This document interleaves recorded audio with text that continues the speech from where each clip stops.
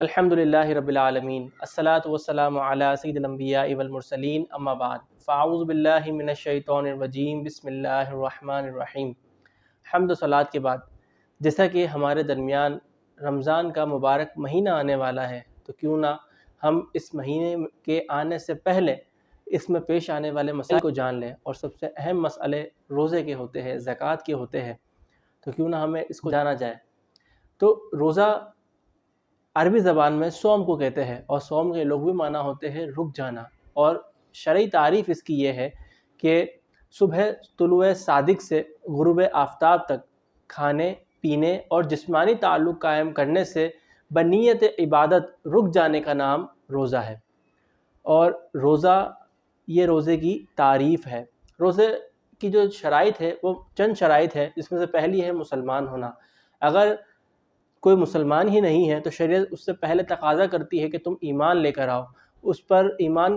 کا لانا ضروری ہوتا ہے، اس کے علاوہ کوئی اور چیز اس پر ضروری اور لازم نہیں ہوتی۔ تو پہلی شرط ہے مسلمان ہونا۔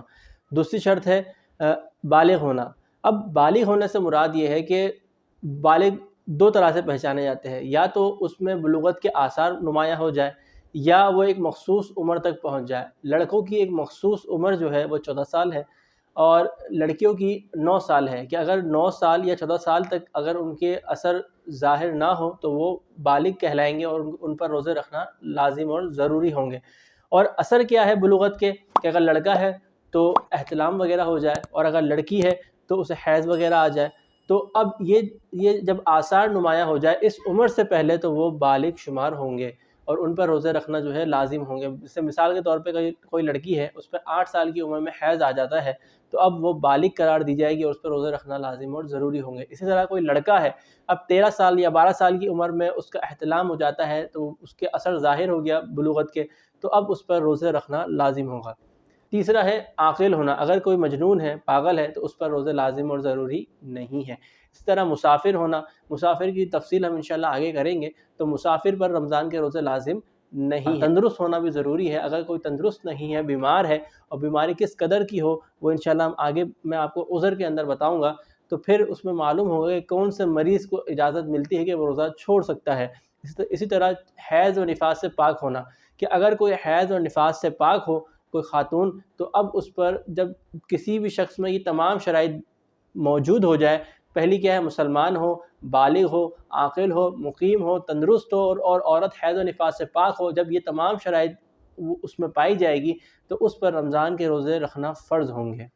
اب روزے کن عذر کی بنا پر چھوڑے جا سکتے ہیں؟ اب اس کے تحت یہ چیز آئے گی کہ روزے جو ہے وہ اگر کوئی شخص مسافر ہے، اب مسافر سے مراد کیا ہے، کہ کوئی شخص اپنے شہر کی حدود سے باہر نکل چکا ہو اور 92 کلومیٹر دور جانے کا ارادہ ہو، اور جس جگہ جا رہا ہو وہ نہ اس کا وطن اصلی ہو نہ ہی وطن اقامت ہو، تو اب ایسا کوئی وطن بھی نہیں ہے، اور جس جگہ جا رہا ہے وہاں 15 دن سے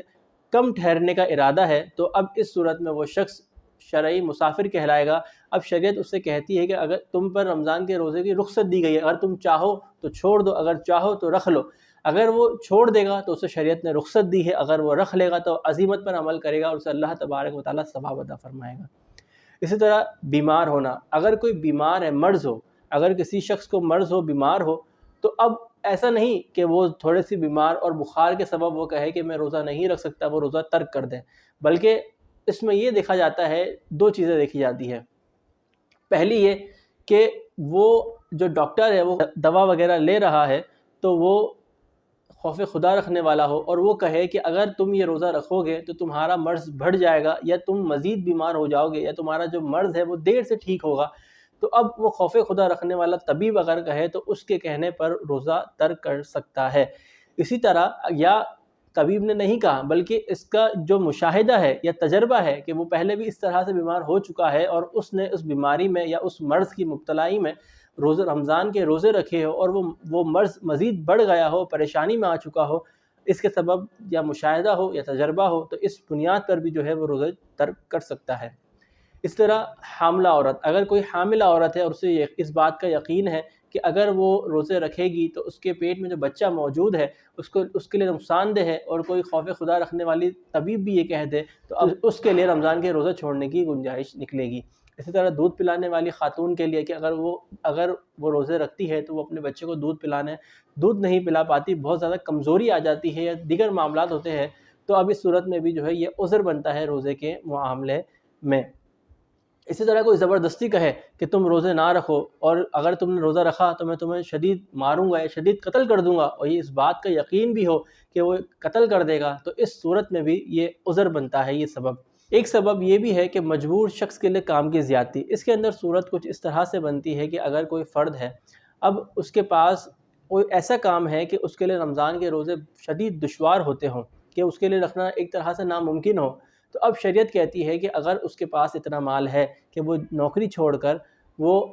اپنے مہینے کا پورا رمضان کا مہینہ گزارا کر سکے اور پھر اس کے بعد بآسانی نوکری مل جاتی ہو، تو اب اس کے لیے لازم ہے، شریعت کہتی ہے کہ وہ اس نوکری کو چھوڑے، رمضان کے روزے رکھے، اور اس کے بعد جو ہے وہ دوبارہ سے اپنی نوکری کو کنٹینیو کرے۔ اگر ایسا ممکن نہیں ہے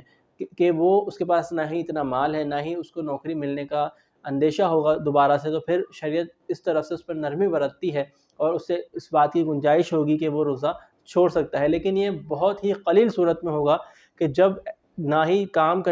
جو کام دے رہا ہے نہ ہی وہ کسی قسم کی تخفیف دے اور نہ ہی وہ کسی قسم کی رعایت کرے، تو اب اس صورت میں جو ہے وہ اس کا عذر مانا جائے گا، اس کے علاوہ عذر نہیں مانا جائے گا۔ چند چیزیں ہوتی ہیں جو روزے کو توڑ دیتی ہیں۔ اولاً یہ کہ اگر کوئی شخص جان بوجھ کر غلطی سے یا اکراہن کوئی زبردستی کوئی شے داخل بدن کر دے، اور وہ داخل بدن کرنے کے جو جگہ بتائی گئی ہے وہ آنکھ، ناک اور منہ ہے۔ اگر آنکھ، ناک اور منہ کے ذریعے سے کوئی چیز داخل بدن کی گئی تو یہ روزے کو توڑ دیتی ہے، بشرط یہ کہ اس سے بچنے میں کوئی حرج شدید نہ ہو، جیسے گرد و غبار، اس سے بچنے میں بہت زیادہ حرج شدید ہے، اس سے بچنا ناممکن ہے، تو یہ معاف ہے۔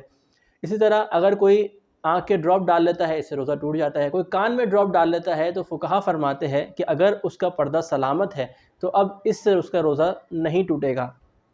اسی طرح خود پر غسل لازم کر لینا، یہ بھی روزے کو توڑ دیتا ہے۔ اگر کسی شخص نے مشت زنی کری یا کسی اپنی زوجہ کے ساتھ جمع کر لیا تو یہ بھی روزے کو توڑ دے گا۔ اسی طرح کسی نے منہ بھر قے کی اور اس حال میں کی کہ اس کو یاد ہے روزہ اور جان بوجھ کر یہ عمل کیا، تو یہ چیز بھی جو ہے روزے کو توڑ دیتی ہے۔ ہاں، اس میں دیکھیں، اس شرط لگانے کی قید یہ ہے کہ جیسے ہمارے ہاں یہ معمول ہے کہ الٹی ہونے کے بعد روزہ ٹوٹ جاتا ہے، بلکہ ایسا نہیں ہے۔ اگر جان بوجھ کر اس نے الٹی کی اور روزہ یاد ہے اور پھر بھی اس نے جان بوجھ کر انگلی ڈال کر اس نے قے کی، تو اب اس صورت میں روزہ فاسد ہوگا، اس کے علاوہ روزہ فاسد نہیں ہوگا۔ اب روزہ ٹوٹ چکا، اب کن صورتوں میں قضا اور کفارہ دونوں لازم ہوں گے اور کن صورتوں میں صرف قضا لازم ہوگی؟ تو دیکھیں، قضا اور کفارہ بہت ہی چند صورتوں میں لازم ہوتا ہے اور اس کی تھوڑی سخت شرائط ہے۔ اس کی شرائط کچھ اس طرح سے ہے کہ اس نے نیت جو ہے وہ رات میں کر لی ہو، اور اس نے جان بوجھ کر وہ عمل کیا ہو، جو جرم کیا ہے وہ جرم کامل ہو،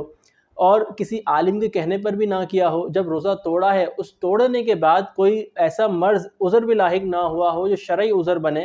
اور نہ ہی اسے اس روزہ توڑنے کا شبہ ہو، اور ایسی چیز کے ساتھ اس نے روزہ توڑا ہو کہ جو اس کو پسند ہو، تو اس سے جو ہے قضا بھی لازم ہوگی اور کفارہ بھی لازم ہوگا۔ مثال کے طور پر کسی شخص نے کہ گھر میں کوئی اچھے کھانے پکے ہوئے تھے، اب اس کو بالغ ہے، عاقل ہے، اس پر روزہ لازم تھا، اور اس نے کیا کیا، اس نے فریج کھولا اور اس نے کچھ کھا لیا، اور جیسے ہی اس نے کچھ کھایا اپنی پسندیدہ چیز، تو اس کو روزہ یاد بھی ہے، اس نے رات میں نیت بھی کی تھی، جب یہ تمام شرائط ایک ساتھ جمع ہو جائے گی اور اس نے پھر جانتے ہوئے اس نے وہ کھا لیا، تو اب اس صورت میں اس شخص پر قضا بھی لازم ہوگی اور کفارہ بھی لازم ہوگا۔ اسی طرح کسی شخص نے جو ہے اپنی خاتون کے ساتھ، اپنی زوجہ کے ساتھ جمع کر لیا، تو یہ بھی جو ہے کفارے اور روزے کو لازم کر دیتا ہے۔ ہاں، اگر کسی نے مشت زنی کر لی، ہینڈ پریکٹس کر لی، تو اب اس سے صرف قضا لازم ہوگی، کیونکہ یہ جرم کامل نہیں ہے، یہاں پہ ایک شرط فوت ہو چکی ہے، تو اس لیے جو ہے یہاں پر صرف قضا لازم ہوگی، کفارہ اور قضا دونوں لازم نہیں ہوں گے۔ اچھا، اب کفارہ ہے کیا؟ کفارہ دراصل تین چیزیں ہیں۔ یا تو سب سے پہلا غلام آزاد کرنا، چونکہ آج کے دور میں غلام نہیں پائے جاتے، تو 60 روزے لگاتار رکھنا، اگر کوئی شخص اس کی طاقت نہیں رکھتا، ایسا نہیں کہ وہ 60 روزے رکھ لے یا 60 مسکینوں کو کھانا کھلا دے، ایسا نہیں، جب تک اس کے اندر روزے رکھنے کی طاقت ہے، استطاعت ہے، تو اس پر شریعت تقاضا کرتی ہے کہ تم روزے رکھو، 60 روزے لگاتار کفارے کے طور پہ۔ اگر وہ 60 روزے لگاتار نہیں رکھ سکتا، جب اس میں استطاعت نہیں ہے، طاقت نہیں ہے، تو اب شریعت کہتی ہے کہ یا تو پھر تم 60 مسکینوں کو کھانا کھلا دو۔ تو اللہ تبارک و تعالیٰ سے دعا ہے کہ ہم نے جو کچھ سنا اس پر اللہ تعالیٰ ہمیں عمل کرنے کی توفیق عطا فرمائے۔ وآخر دعوانا الحمد للہ رب العالمین۔